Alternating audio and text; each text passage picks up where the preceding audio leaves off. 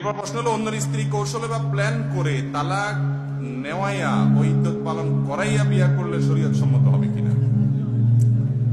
কারোর স্ত্রী, আল্লাহ মাফ করো, এরকম কৌশল করে যদি কেউ তালাক নেওয়া এবং সে তাকে পরবর্তীতে বিয়ে করার পরিকল্পনা করে, এ সাধারণ জেনাকারী না, বরং একটা সংসার ভঙ্গকারী এবং একজন মানুষ, একজন পুরুষের হক নষ্টকারী, একজন নারীর হক নষ্টকারী, পরকীয়ার মতো ডেঞ্জারাস রোগের রোগী। পরকীয়ার অপরাধে যদি কোনো বিবাহিত মানুষ জড়িয়ে যায়, আল্লাহর জমিনে যত দণ্ডবিধি আছে ইসলামী শরীয়তে, ইসলামী দণ্ডবিধিতে সবচেয়ে কঠিন দণ্ডবিধি কোথার জন্য? এই পরকীয়ার জন্য। এত ডেঞ্জারাস অপরাধ, এত ভয়াবহ।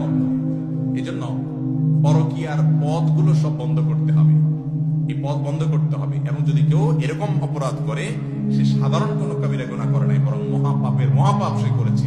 আল্লাহ তাআলা আমাদেরকে হেফাজত রাখুন।